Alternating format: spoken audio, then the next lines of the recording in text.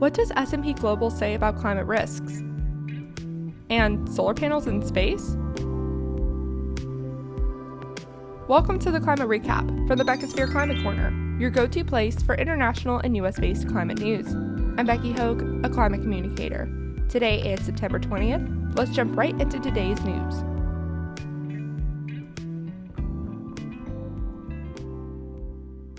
Let's start with some extreme weather events.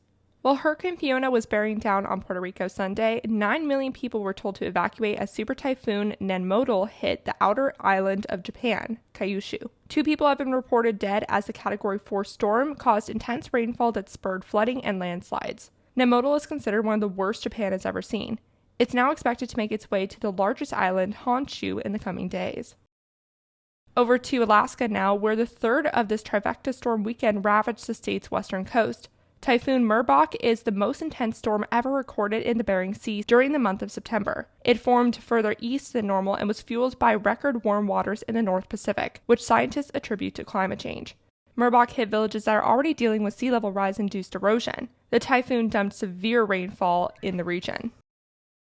Time for a climate study. New research published in the journal Nature Geoscience has determined that man-made reservoirs are releasing way more methane than previously thought, and it's getting worse as the planet warms. Methane is 84 times a more potent greenhouse gas than CO2 for the first 20 years they're in the atmosphere.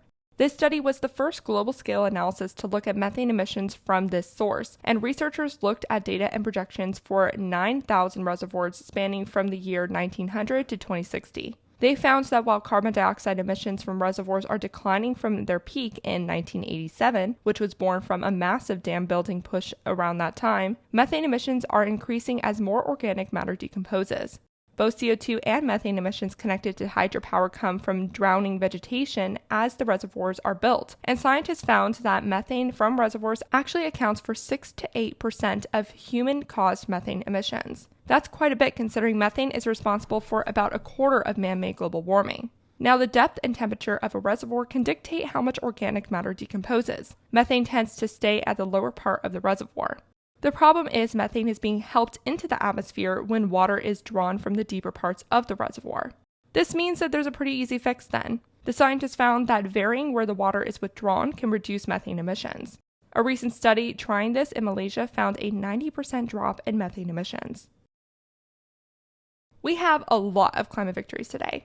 S&P Global's new data analysis tool just ripped off the curtain while companies had their pants down. S&P Global Sustainable One reveals that over 90% of the world's largest companies will have at least one asset financially exposed to climate risks by the 2050s. More than a third will see at least one asset lose 20% or more of its value due to a warming planet.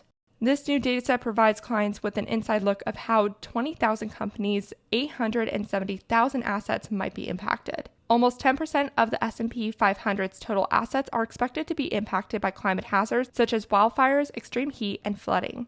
This is just the latest product of its kind presented over the past month.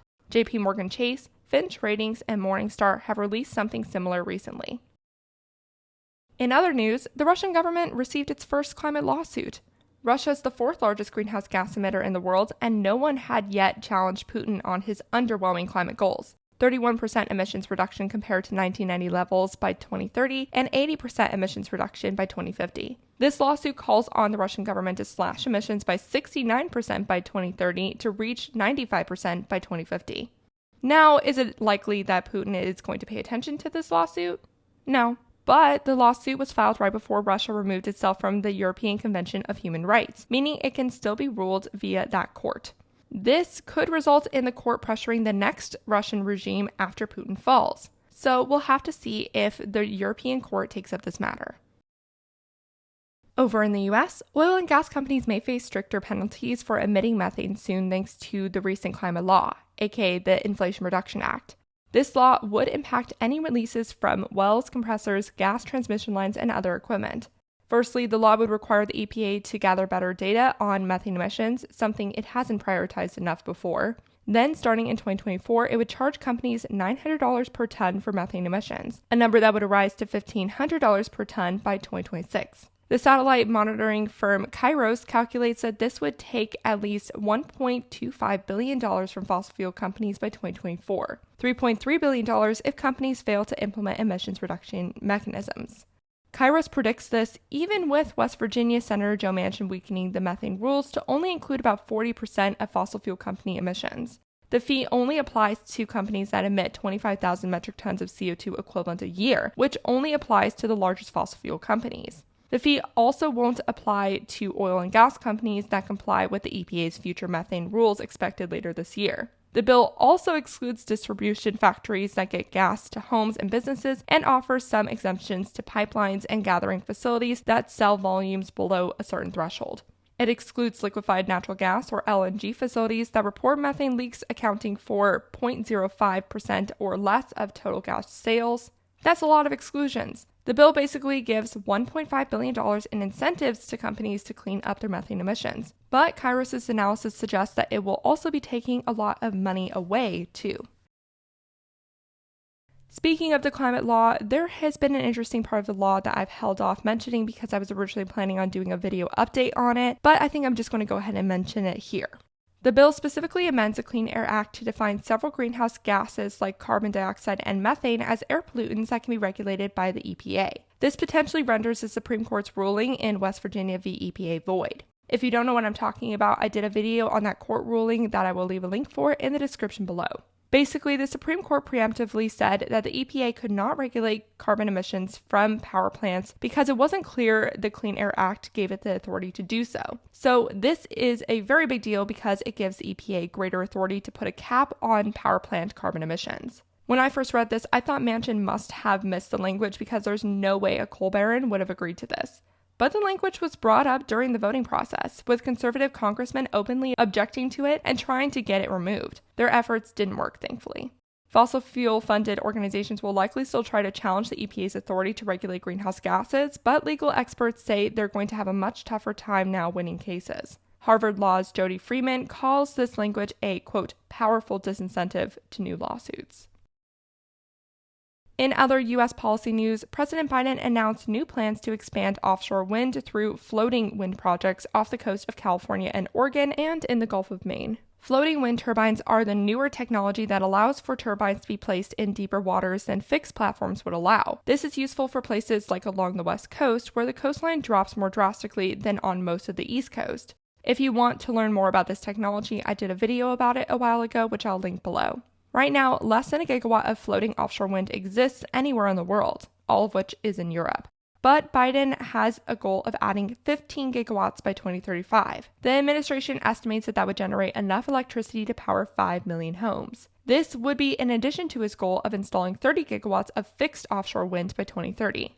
The man likes offshore wind, and for a good reason, because wind off the coast is consistent, meaning it doesn't require battery storage like on land. So far, 2 pilot projects are planned for off northern and central California and off southern Oregon. In other news, how would you like to be composted? Well, I have that option starting in 2027. California recently passed a slew of climate-related bills, which you can learn more about on September 5th's episode. By the way, the community solar bill did pass, so yay! One of the ones that I didn't mention allows for natural organic reduction, which places human remains in a steel vessel buried with wood chips, alfalfa, and other biodegradable material that decomposes within 30 to 45 days. The nutrient-dense soil can then be given back to family members or donated to conservation land. This method is less energy and carbon intensive than cremation and more environmentally friendly than being buried in a non-compostable coffin or using chemicals to embalm bodies. By passing this bill, California joins Colorado, Oregon, Washington, and Vermont in allowing this option. I have a feeling I know which way Bernie's going to be buried. I've got one climate fail today, and it's also brought to you by California. California allows oil and gas companies to use hundreds of millions of gallons of high-quality water in its processes, while nearby communities in Kern County suffer from severe water shortages. Kern County produces about 3/4 of California's onshore oil supply, so this mainly applies to this community. Their water is being injected into rock for oil and gas extraction. Inside Climate News, which analyzed data from Geological Energy Management Division, or CalGEM, shows deep flaws in collecting data on fossil fuel water usage. As we know, the West is in the worst drought it has seen in 1,200 years, so this is especially not a good look. Curbing this was not included in Governor Newsom's recent plan to save water, by the way. That could have easily been recycled water. Let's finish today's episode with a piece of science fiction entering reality. The world's largest solar technology manufacturer, LONGi Green Energy Technology, announced it would send solar panels up into space to test its product in a harsher environment. It wants to see if its solar panels can be used to generate energy from space to be added to the electricity grid down below. To test this, it will be working with the China Space Foundation and researchers from Zhejiang University. Putting solar panels in orbit would mean that they would have access to the sun 24/7. Earlier this year, the researchers successfully tested a full system model that's designed to transmit solar power from outer space by converting it into microwave beams that are received by a station on the ground and converted back into energy.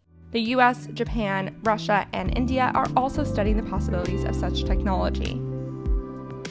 And that was your climate recap for Tuesday, September 20th. If you like the work I do, please follow this podcast, give it a 5-star rating, leave a review, and consider checking out the Beckisphere Climate Corner YouTube channel.